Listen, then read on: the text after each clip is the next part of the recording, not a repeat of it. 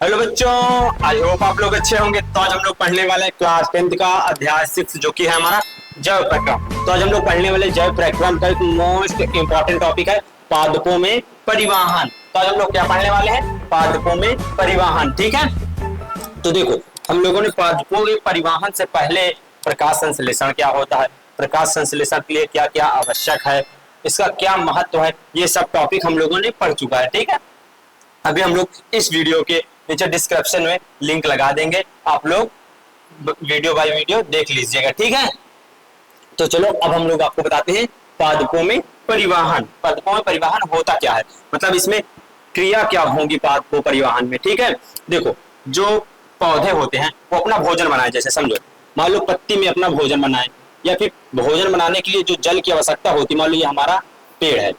अब इसमें समझो इसमें हमको पढ़ना क्या है परिवहन में। ठीक है, मान लो ये कोई हमारी शाखीय पौधा मतलब पेड़ है। ठीक है, ये मान लो यहाँ मिट्टी है। अभी मान लो यहाँ हम लोग पानी वानी दिए, खाद वाद दिए हैं। ठीक है, अभी हम यहाँ से पानी वानी मान लो यहाँ दिए कि यहाँ पानी वानी गया है। ठीक है, अब मान लो यहाँ तक पानी की आवश्यकता होती है यहाँ। ठीक है, पत्ती भोजन बनाने के लिए पत्ती में मान लो यहाँ से यहाँ देखो ये हमारा हमको क्या पत्ती में आवश्यकता होती है, क्योंकि पत्ती में ही ज्यादातर क्लोरोफिल कहाँ होता है, पत्तियों में जहाँ हरा पार्ट होता है। तो पौधों जो भोजन बनाते हैं वो पत्ती में अधिकांश बनाते हैं, तो पानी की आवश्यकता होती है कहाँ पास, पत्तियों में। लेकिन हम लोग पानी तो नीचे जमीन में लगाते हैं, तो ये कैसे पानी यहाँ पहुंचा। ठीक है, और जो यहाँ भोजन बना है पत्तियों में बना, लेकिन हमें भोजन की आवश्यकता तो पूरे पूरे पेड़ में यहाँ जड़ तक होगी, लेकिन वहां से भोजन आया कैसे, जो ऊर्जा बनी यहाँ पास, जो भोजन यहाँ बना है वो जड़ तक आया कैसे, हाँ किस रास्ते से, उस रास्ते का नाम क्या है। ठीक है, आज हम लोग वही सब पूरा पढ़ने वाले हैं, तो चलो हम लोग आपको अब इसे डिटेल में समझाते हैं। ठीक है, तो आप लोग बिल्कुल कंफ्यूज ना होइएगा, अब इसे हम लोग बिल्कुल सिंपल और सरल भाषा में आपको पढ़ाते हैं, बस आप देखते जाइए। बस देखिए क्या लिखा, जड़ के मूल रोमों द्वारा अवशोषित, मतलब समझो हम लोग आपको एक एक शब्द बताएंगे और आपको समझाते भी चलेंगे। देखो जैसे मान लीजिए हमारा कोई वृक्ष है। ठीक है,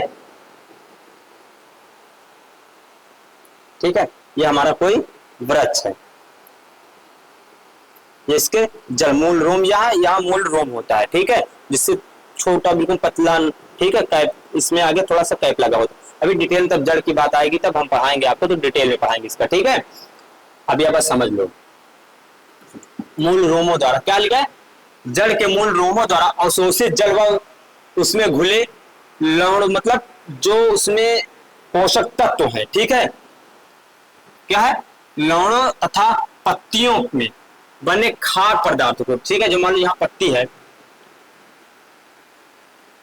ठीक है, ये पत्ती में जो बने खाद्य पदार्थ है के पादपों को विभिन्न भागों तक पहुंचाने के लिए सभी पादपों में क्या होता है, चालक वाहिकाओं होती है, मतलब जो यहाँ तक पानी पहुंचाता है। ठीक है, और जो उधर से खाद्य पदार्थ नीचे या फिर हर जगह पूरे वृक्ष में पहुंचाता है वो क्या होती, वाहिकाएं होती। मान लो एक पाइप के आकार की नली होती है। ठीक है,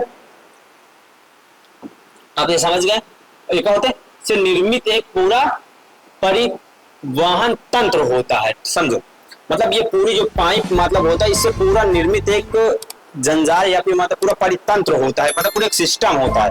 ठीक है, एक पूरा सिस्टम होता है, मतलब किधर से आएगा और किधर से पानी जाएगा, किस नलका से पानी आएगा, किस नलका से भोजन पूरे वृक्ष में जाएगा। ठीक है, जैसे हमारे शरीर में खून जाता है फिर पूरे शरीर में, फिर वहां से आता है, सबका अलग अलग वाहिकाएं होती हैं। ठीक है, नसें होती हैं। ठीक है, वैसे ही वृक्षों में होता है, तो हम लोग उसी को आप लोग डिटेल में पढ़ेंगे। ठीक है, अभी समझ गए ये लिखा क्या हुआ, ये समझ गए कि ये जो पादपों में परिवहन है ये होता क्या है, आप लोग ये समझ गए। अब समझो ये जो परितंत्र होते हैं, जो उसका पादप में परिवहन तंत्र है, ये दो प्रकार के होते हैं। कौन कौन से होते हैं, दो प्रकार के। आप लोग यहाँ लिख सकते हैं, बाकी नहीं लिखें तब भी कोई दिक्कत नहीं। तो ये दो प्रकार के होते हैं, पहला क्या है,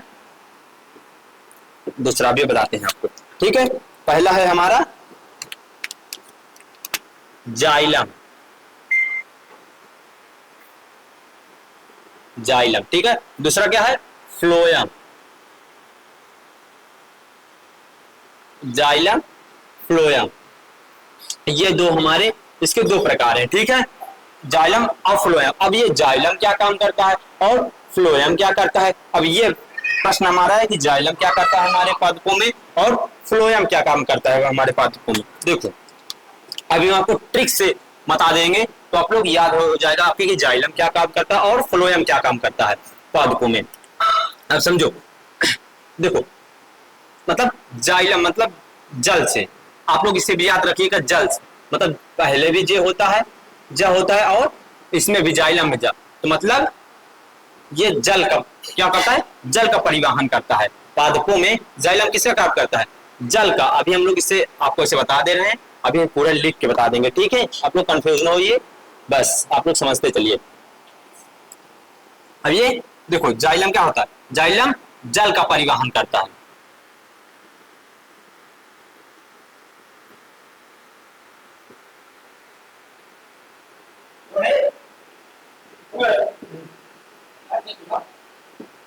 ठीक है, ये जल का परिवहन करता है।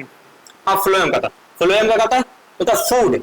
आप समझो फ्लोएम मतलब फूड, आप लोग समझो, तो फूड में देखो एफ होता है, ठीक है, और इसमें एफ है, मतलब समझो मतलब फा होता है, फा है, ठीक है, और इसमें भी फा है। देखो आप समझो, ये देखो फूड मतलब फ्लोएम और इसमें फूड, समझो ये किससे करता है, ये होता है फूड का मतलब भोजन का,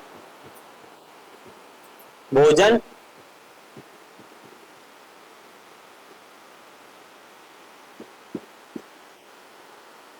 करता है, ठीक है। अब समझो ये भोजन का परिवहन करता है, आप लोग समझ गए। अब समझो, अब इसके हम आपको बताते हैं जो जल और खनिज का परिवहन है, अब हम लोग उससे समझाते हैं आपको, ठीक है। आप लोग इतना समझ गए हैं, अब आपको जल और जो भोजन का परिवहन है उसे हम आपको समझाते हैं बिल्कुल डिटेल में। अभी ये इसका वहिकाएं आएंगी, वहिकाएं आएंगी, अभी बहुत है, ठीक है।